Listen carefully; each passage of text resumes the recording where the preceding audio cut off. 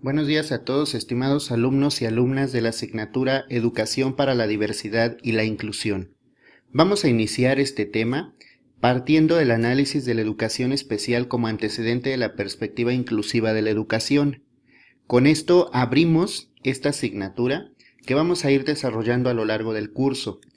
Así que de esta manera vamos a revisar algunos apuntes que nos van a permitir tener el primer acercamiento a la educación inclusiva desde sus primeros antecedentes, que como ustedes sabrán, pues es la educación especial.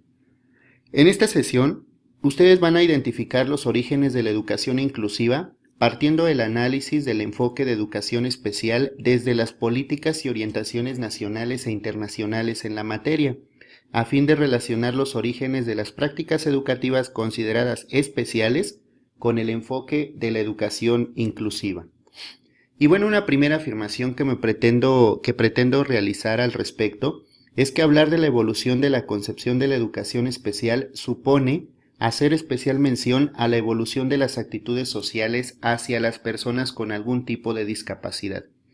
En este cuadro que aparece, estamos observando la evolución conceptual y terminológica, pero a medida que vayamos avanzando también en esta revisión histórica, vamos a descubrir que no solo se trató de una evolución conceptual, sino que tuvo implicaciones en las prácticas educativas.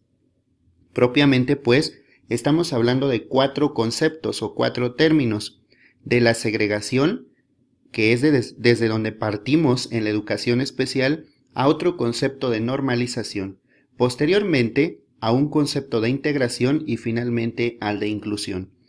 Por el momento solamente los menciono, ya que más adelante vamos a revisar las características de cada concepto y las implicaciones en las prácticas educativas. Pues bien, vamos a empezar haciendo una revisión histórica desde dónde viene la educación inclusiva y cuál ha sido el papel que ha jugado la sociedad en la consideración de las personas consideradas discapacitadas o minusválidas. Vamos a empezar en la antigüedad clásica. En la antigüedad clásica, pues, las minusvalías físicas, psíquicas y sociales se nos presentan desde dos visiones y planteamientos distintos. Por una parte, la concepción demonológica, maléfica o mítica que va a presidir muchas culturas antiguas, tanto la egipcia, la mesopotámica y por supuesto la griega, y todas las culturas ancestrales. Se consideraba entonces que el mal, la miseria, la enfermedad y todo aquello que escapaba a la libertad humana tenía un origen profético, diabólico o mítico. Frente a ello, la terapia apropiada, digámoslo así, pues eran los sortilegios, la magia, los conjuros, el encantamiento, la hechicería. Y bueno, pues vale decir, o dicho sea de paso, también el abandono, el desprecio y la aniquilación del débil, minusválido o deficiente.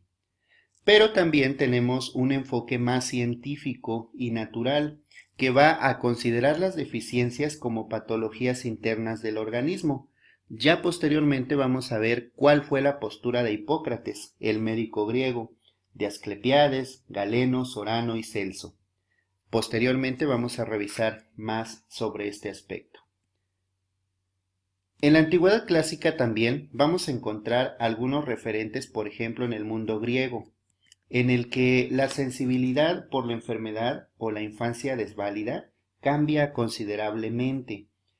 Se da una importancia a la inteligencia, a la armonía, a la fuerza física y a la belleza, sobre todo en las concepciones filosóficas, de tal manera que los defectos físicos o psíquicos llegaban a considerarse una lacra social.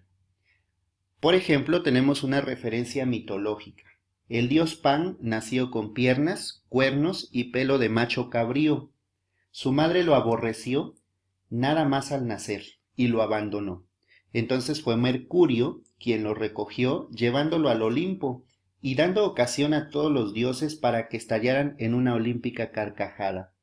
En este ejemplo se simboliza el sentimiento de frustración que suponía para la sociedad griega la manifestación de las minusvalías físicas o psíquicas. Tenemos también otra referencia, ya que en el periodo homérico Odiseo va a observar y va a afirmar que el hombre malo no es aquel que se excede en la bebida, mata y traiciona, sino que es el cobarde, el estúpido y el débil. Platón también nos va a decir en sus leyes y en la República que los débiles y los retrasados mentales tenían escaso lugar en la sociedad. Y finalmente también tenemos a Aristóteles, quien nace en el año 384 a.C.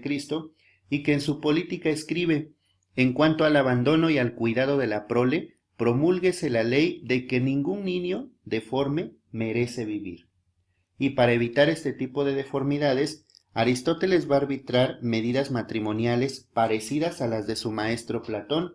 Por ejemplo, la defensa del aborto en el caso de uniones maritales contrarias a las leyes, la prohibición de procrear cuando el hombre tuviera 70 años y la mujer 50, la prohibición de uniones maritales tempranas, entre otras. La causa de todas estas medidas, pues, era evitar nacimientos de niños con deformidades o la debilidad infantil, que se consideraba en ese entonces una mancha para la República.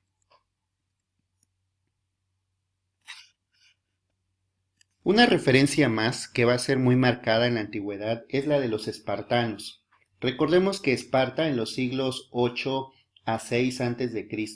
tuvieron esa visión de Estado educador y destacaron por la educación estrictamente en todos los sentidos que permitía formar a los soldados, desde valores bélicos.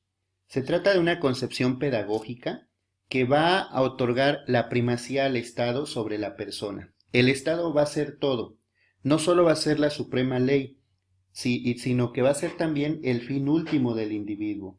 Se va a erigir en educador de todos los ciudadanos aptos. La educación entonces comenzaba con la presentación del recién nacido a la lesca, que decidía si este niño debía vivir o no.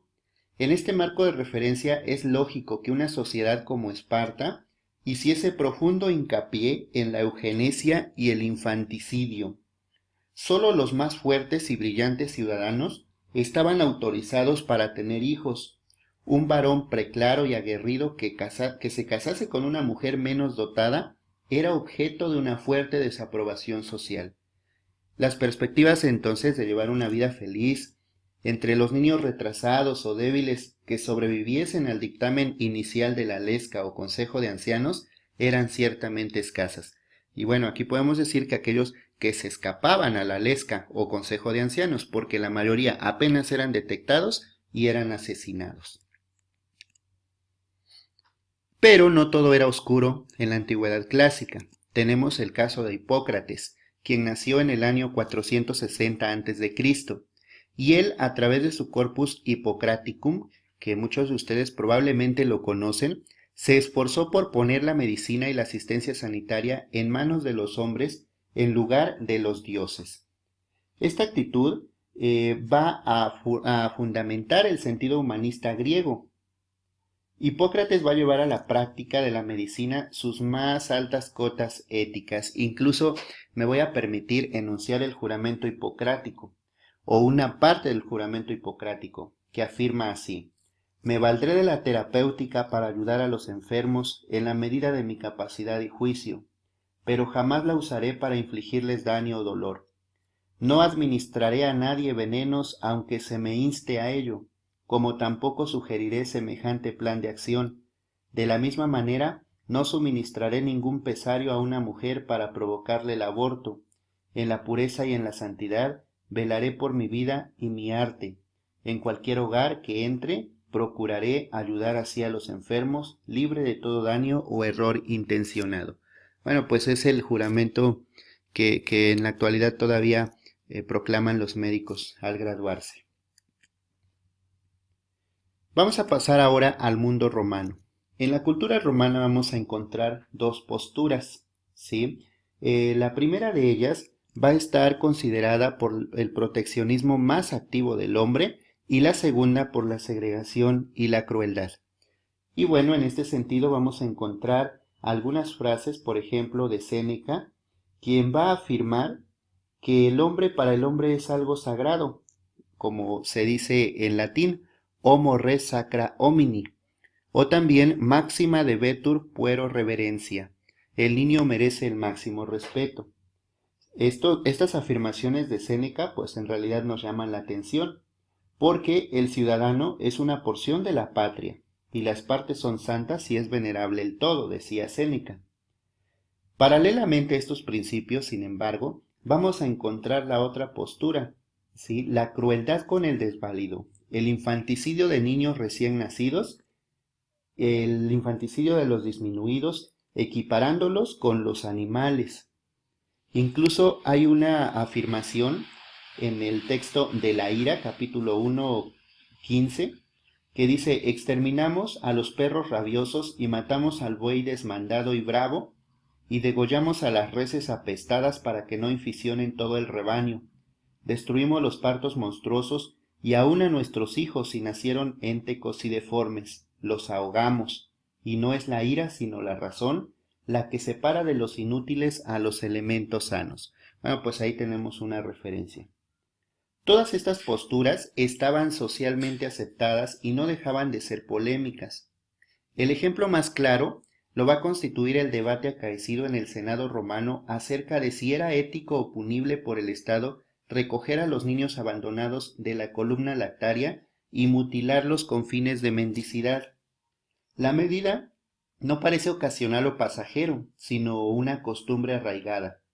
Por ejemplo, Claudio va a polemizar con Séneca, afirmando que muchos individuos se deshacen de los niños que presentan malformaciones en alguna parte del cuerpo o que han nacido bajo un mal augurio.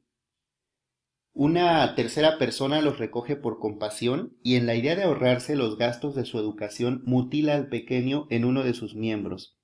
Hoy, cuando piden caridad, esa vida que deben a la piedad de uno lo mantienen a expensas y gracias a la piedad de todos.